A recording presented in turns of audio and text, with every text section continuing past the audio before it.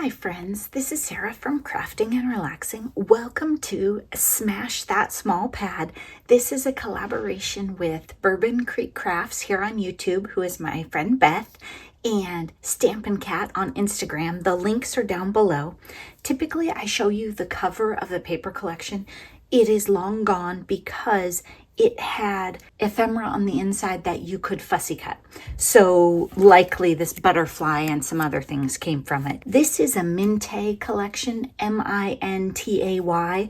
I think it's maybe my first one I've ever had from them. It's really detailed. I had a great time. I played and I played and I played.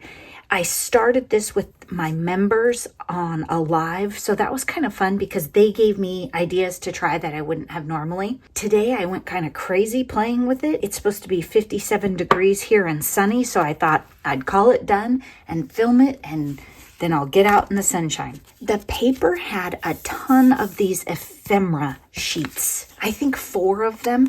And the front was really busy and then the back not so much. I decided to stop cutting them up and start trying to use them as they were. So here I have torn it and inked the edges gray and then used gray paper on this one and stamped hello. I did some with craft and some with gray because Eileen wanted gray and I wanted to see it too. It got confusing for me though because a couple times I went to grab the ink and went, oops. This is, we did a stack and whack with this. Some of them I'm going to use in journals and some I made into cards. So this is a piece of ephemera from the collection on a tag. I stamped a butterfly. I've chopped it and inked it. And I loved this, so I thought this one should be a card. That's how I decided. Thanks. This one feels a little plain right here, but the only ephemera I really have left is these light bulbs, which I don't know. Oh, this one's not cut out, but you get the idea. I don't know. Thanks for the idea. It just, vintage light bulbs is weird to me as ephemera. So somehow I feel perfectly fine about sticking a butterfly there, but a big light bulb is weird. But look at this paper. And it does have the light bulbs, and I think they're cute in there. This I stamped thanks with black. I tried a gray. I couldn't find one that I liked. And then I inked the edges with, I was using Lost Shadow Distress ink, which I didn't know I had. Then gray paper. I really like the layers, and I used my decal edge scissors on this. And then I have a piece of that inside. So fun. This paper is so busy. Sometimes I had trouble using it, but then when I figured it out, it was great. When you switch brands and you have different formats or different challenges, you try new things. Remember I said I was trying to use this ephemera without cutting it up. So I tore right here and just stamped Happy B-Day right there. Maybe not the best stamp for this, like the right font, but it had to be small. And then I have a butterfly and a couple layers of flowers. I wanted to keep things really mailable, so I didn't put foam mount. I used a Stampin' Up! Scallop border punch across the bottom and tore this top edge, so you have 2 things of interest. I tried a Martha Stewart really cutesy punch that would have been great with this. Mintay paper is crazy thick, and Martha, she just couldn't get the job done. In fact, oops, I didn't cover it up. This is the piece of paper I tried it on. That's okay. That one's a little more textured than the others. I chose Thinking of You because I was looking for the right shape. There was nothing on this strip of paper right here, and I didn't want to cover anything else up. Look at those tickets. I know Twyla likes the ticket paper. So this one is a very brown card compared to a lot of the others with sympathy. A lot going on here. Torn, stamped on the back. This was a tag from the collection, but I tucked it in. I didn't really want it to be a tag. The collection had a bunch of clocks, and I actually used them. And the flowers on this one, it is up with foam mount. I liked it. The flowers kind of got lost on the other one without the foam mount, so I did this one. Joy, and then I had some scraps left, so I die cut. This card, I just went nuts. This was one of the ephemera pieces, and this was a boring spot, so I fussy cut it. Joy was in my stash. I have 2 tags here. One I showed the floral, the other one I flipped it around for neutral. And yeah, just it's busy, but I kind of like how it turned out. Happy birthday. It's one of those stack and wax and then 2 layers of oval dies, and I did stamp on this one. I don't know if you can tell with Versamark, and then I have some little ephemera up there because I was trying to bring some blue over there. It was boring up there. Happy birthday. We made this one, I think, on the live, and Twyla said put the butterflies on tags, and oh my gosh, wasn't she right?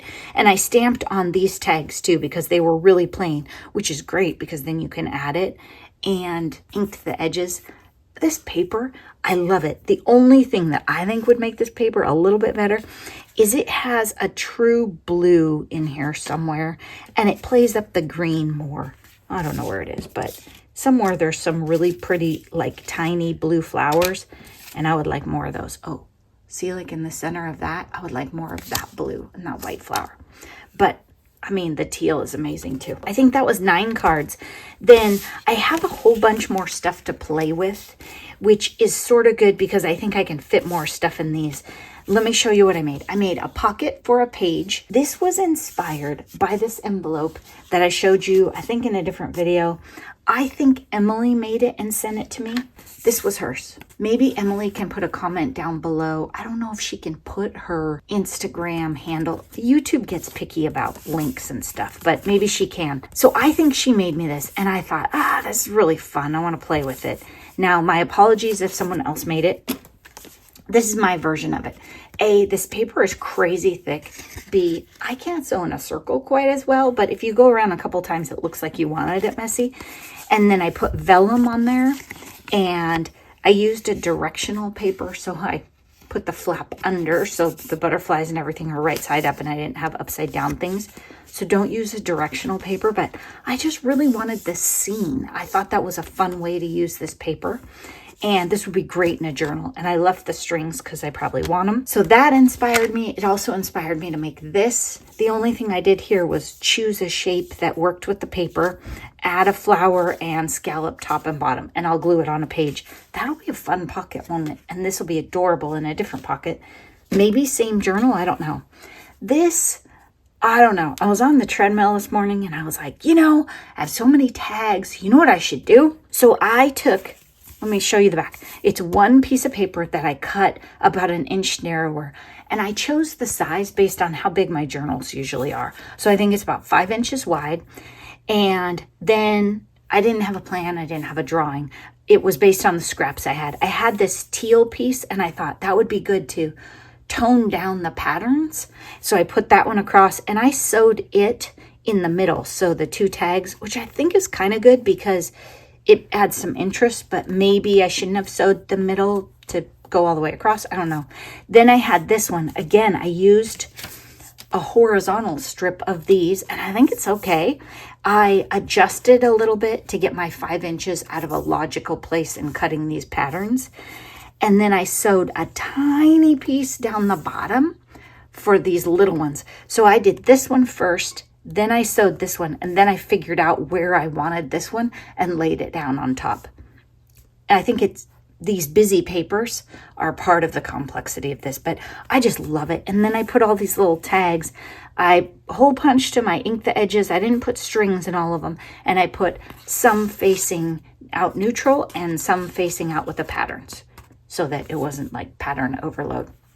This is going to be adorable on a page, and I'm thinking I'll glue it at the top and the bottom, and then it'll be a big pocket this way too. And I tore the top for interest, but you can't really tell. These 2 are, let me grab a journal. This one might already be so busy it can't help us. Oh, here we go. Okay, these 2 are, they go on a page like this. You glue the top, and then their pocket here and pocket here. Or you could just on one side glue the bottom and have it be this way. Nice interest on a page, very easy, and you don't lose your gorgeous pattern paper. This is such a nice scene. I didn't want to chop it up. The only thing I did was add Seek Joy right here. Not the best quality stamp, so a little messy, but you get the idea. So those will be fun. These are a couple more of the Stack and Wax. I should have done the pocket way. If you watched Gail Augustinelli, let me show you. This one's probably the easiest. Imagine the clock's not here. When I glued this one and this one down, and maybe even some of these others, I should have just glued here, and then this would be a pocket, and then this could be a pocket, because I have all these billions of little tags in this collection and all these ephemera things. So kind of thinking about, for this collection, I should have done this. I also learned Stack and Whack is not great for crazy thick paper. Use cheaper paper for it. I had to use my Tim Holtz scissors to make this one happen. I couldn't possibly have torn 5 layers of this high quality paper together. This one will be a journal card or a pocket later. I left it pretty plain because I decorated up the other ones so much. Then this one, I added a clock on a piece that I die cut. So that's a pocket on it right there. And then this one, I kind of went back and added one more layer since these were already glued down, and made this one a pocket, especially since the tickets are pretty plain in the middle of this. So this was a good way to add some more color. And then I have the clock down there. So these are ready to be pockets on a page.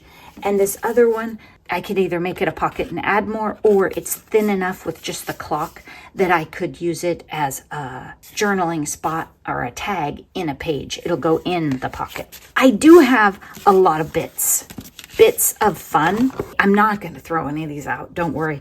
If I sat down and kept working on this the way it is, I would probably end up with stuff that I don't necessarily want to use, that I'm not super excited about.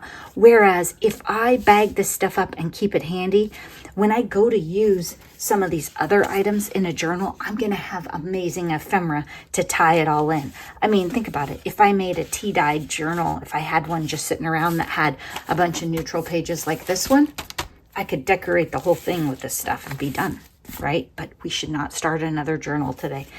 I have been super busy, so this is pretty much the only crafting I've done since I talked to you last. So those 5 journals or whatever are still UFOs.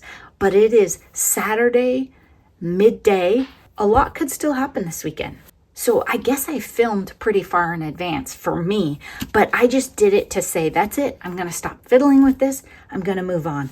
Part of crafting and relaxing is playing in the yard and doing all kinds of other stuff. So I'm going to go soak up a couple of hours of sunshine and then come back and play in the craft room.